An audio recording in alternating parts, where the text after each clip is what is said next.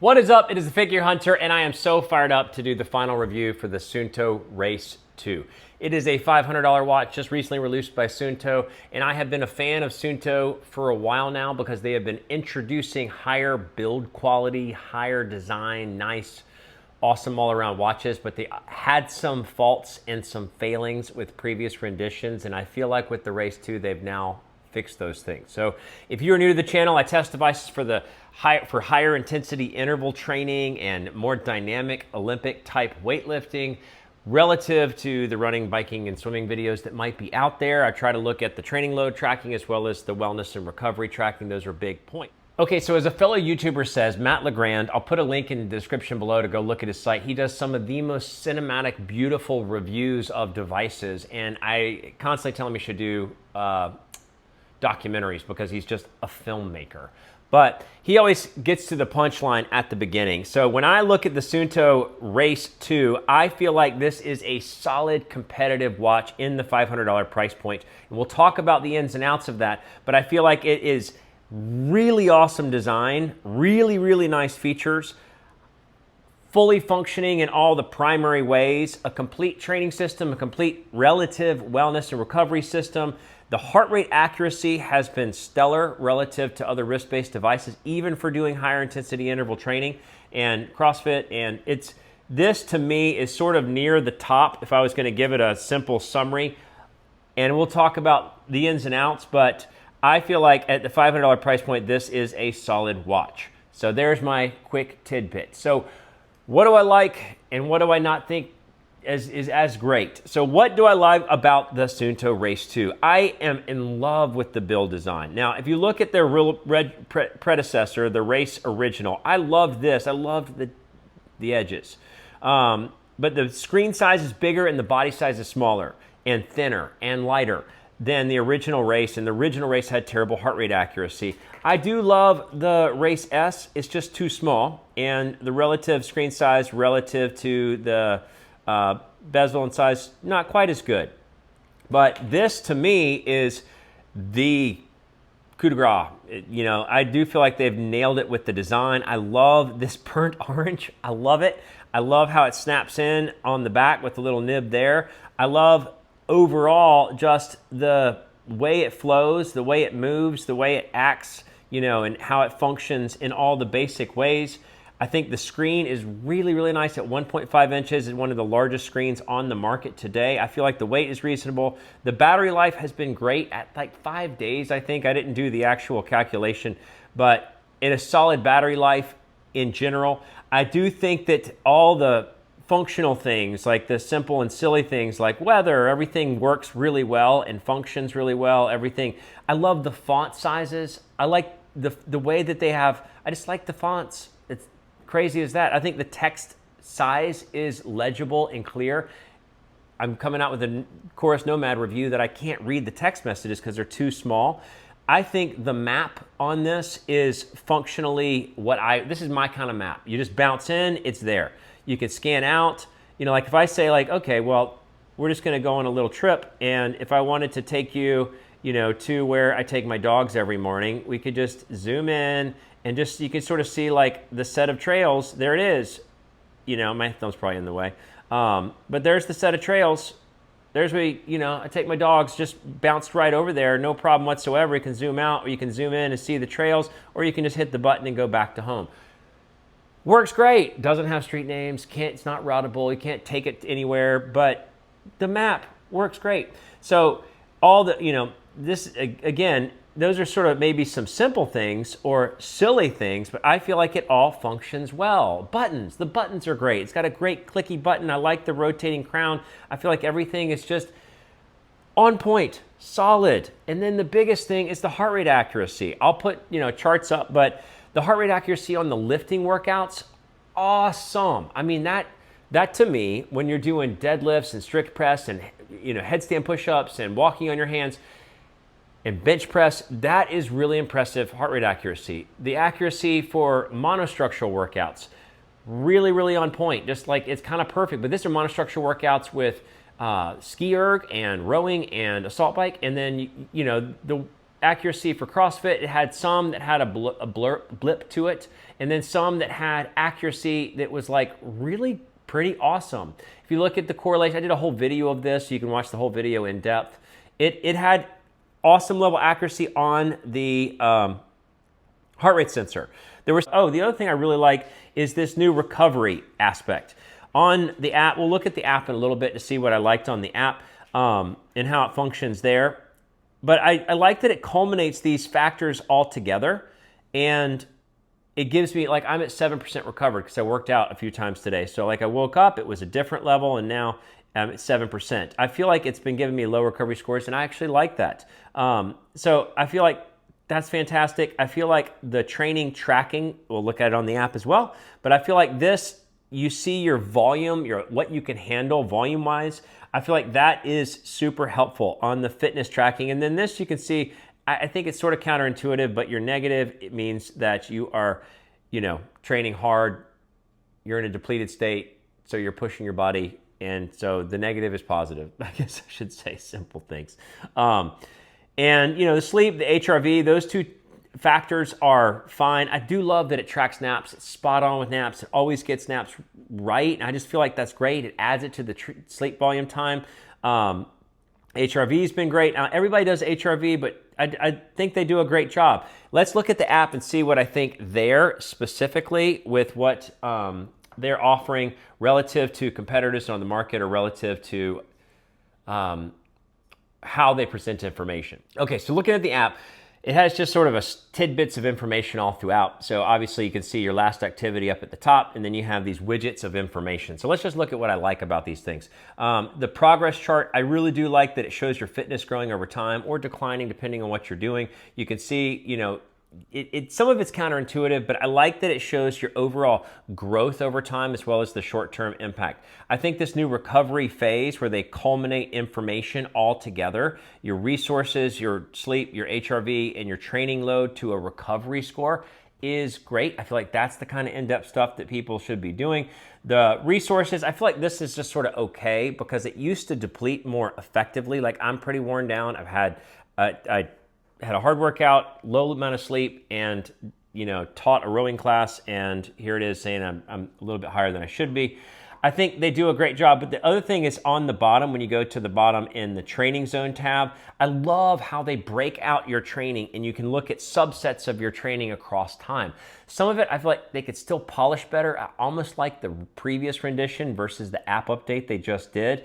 But either way, I do like that they have these facets of things. One thing I like looking at, like you can scan week to week. Like here you can see how much time I had in intensity zone 5 at 39 minutes. And if you go back last week, it was 27. You go back the week after that, and you can just sort of bounce back week to week. It was 26. And so you can see like, okay, well, it was 50 that week. I was killing it. And there's other impact or other aspects you can see. Now I'm back multiple weeks. Here's your same chart, the same one we just jumped into. Your recovery, that same one we just jumped to. Daily health is just like, did you steps? What are your steps? And simple things like that. Not as much usefulness there, but the training page. So in summary, the app does a great job at these new versions of recovery tracking. I do love that it's nailing naps and it adds in your sleep volume over time. And then the training analytics and specifics. So those are the things I like. Now, what are the things that I don't like or don't love or think they need to improve on? In simple form, and it's just sort of dumb, but like you get a morning report and it shows like all these aspects of your sleep, like when you fell asleep and when you woke up, and like all this sort of stuff appears, but I feel like they don't give you all the meat and potato stuff that you want. Like if they need to incorporate, they should incorporate like your training load or how your training fatigue is relative to the day. But so you go into the day knowing you can push it higher. Your recovery score is not built into the morning report. So I feel like they could build out the morning report to include your training recommendations or where you're at in your training cycle as well as recovery. And that's kind of it. Everything else on the watch itself has felt there's just no complaints. So the other thing that I would complain about, the thing that I would say needs improvement is back to the app. Okay, so back to the app. One major complaint that I think could really improve on is the way they lay out the information. So you have your last activity up at the top, and then you have these widgets. And in my world, and this is just me, I do not like these little microscopic pockets of information. To me, I don't absorb information well that way. I said the same thing in the Suunto Run review, which is a solid device for $250. You just have to have an external chest strap. But these little tiles, I just feel like that's not helpful. Like, that's not what you should have. Like, here's your training. Here's like you can absorb all the primary meat and potatoes of the information right here in one glance in your training. Here's your recovery and last night's sleep all in one glance. And then if you want to dive into subsets, you could dive into them. And then it should be like training coach. Like, here's your section. Instead, you have to go down to the bottom and then click on this little tile tab and then go into training zone. And it just feels like they could do more on the front page and just lay it out better. Otherwise, there's only tidbits of recommendations, how they do some of the activity data. Some of the activity data, if you were to go in and you were to look at a workout, I should have just done that on that weight training thing. Some of the information is just small. It's not really helpful. It's just sort of microscopic in the basics. The recovery time is always a little bit off. And then I think in general, the other complaint that I have with Suunto in simple form would be to expand on some of the recovery aspects and the wellness aspects. So for sure, to expand on how the information is communicated, because it's often tiny little tidbits in different places. So make it bigger, bolder, and clearer to absorb at first glance, and then you can dive into things. And then second behind that is to deepen some of what they offer, deepen some of the wellness and recovery features. I do think this recovery does make them more competitive, but that's where I feel like they lack. It wasn't anything on the watch in particular, other than maybe the price point is a little bit high. I wish they had come in at $450 or $400. So let's put this aside. Those are the things, and let's talk about the summary. All right, so in summarizing what I think about this watch, let's just bullet point recount what I just said. What do I love? The design is awesome. The band is awesome. The buttons and how they feel. The text messages and how they're legible and how they come in. The fact that everything functions just well. It just works. That's a big point, and that's not always assumed. The huge screen, 1.5, bigger than everybody else. The notifications are reliable. I guess I already said that. The battery life. The mapping, I feel like the mapping is the first one I might like bounce in and use, even though there's not street names. It's just so easy just to sort of bounce in and use and then bounce out. That's not always true with some of these other watches. On top of that, the training load tracking, the way it tracks your training, is it like the best of the best? I don't know, not necessarily, but it's one of my favorites in how it tracks your fitness over time. And then it has that training zone so you can see how your snapshot looks this week versus other weeks. That's just more helpful for me. I do like that they added this recovery thing. I think it needs to evolve because the resources haven't been quite getting hit. But the heart rate accuracy, another big point. The heart rate accuracy is really, really good on this watch relative to the rest of the world. I always tell everybody, if you're doing higher intensity interval training, CrossFit, high rocks, one of those types of things, Olympic weightlifting, dynamic weightlifting, you should just use a chest strap or an armband or something else that's not tied to your wrist, because that just doesn't make sense. But this still held up really well in that category. So, the complaints I had, the morning report or the training recovery, the tiles, how they organize information, those are true. I actually felt like I enjoyed using the watch to the point where I didn't actually use the app that much because I could get kind of what I wanted to, and that is not how it is on some watches. Some watches you kind of are app dependent because it's just not communicated in a simple, clear way on the watch, but this with the big face and everything works and big screen, bright colors, all those things work really well, and the improvements are just, across the board. So what do I think about the $500 price point, or what do I think about how it competes with others? I do feel like that $500 price point makes it out of reach for some. It is an awesome watch with a great build design, great heart rate accuracy, great all these things. But the two things I would say about the $500 is that it does feel like it might be lacking some depth at the $500 competitive point. It doesn't have, you can't pay with your wrist like you can with Garmin. It doesn't have music storage. Nobody really does, other than Garmin. And if I put $500, I just feel like it just takes it just a little bit too far out of the reach for a lot of people, because $500 is a bigger price point. How does it compete versus others? There's the Polar Vantage M3. Polar Vantage M3. Now, I like what Polar does on the training tracking and the nightly recharge. This just functions really a lot better. The Polar series of watches, they just don't flow. The app doesn't work right. Notifications don't come in. Those things are what you deal with 23 hours of the 24 hours a day versus the workout. I do think that it's better in the training. The Suunto is better and maybe a little bit less thorough on the recovery, but overall I feel like it dominates there. The Coros Apex 2 Pro or the Pace Pro or the Nomad, I feel like it beats that because it accomplishes things and it does it in a more legible.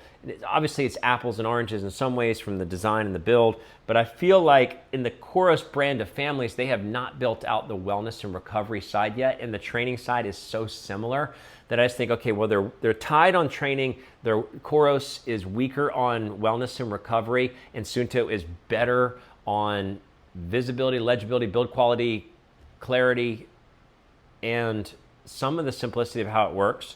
They have newly competitive watches, the Amazfit T-Rex Pro, $400. That's really competitive. I personally hate the way it looks. That's just me. I think this is like beautiful. The Race 2 is beautiful. The T-Rex Pro is not. And but they have other things. But I feel like the Suunto Race 2 and how they do training and how they do recovery is real. Amazfit just feels like they're kind of making stuff up, and it just feels like that over time. It feels shallow. It feels one-dimensional.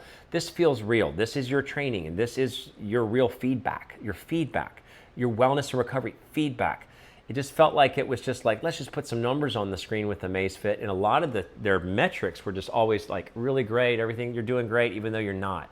I got a 7% recovery score on this watch right here. I got the worst night of sleep or the shortest night of sleep in a long time. I trained hard and I taught a rowing class today. So there's some positive feedback relative to what's actually happening in the world. Now, versus Garmin.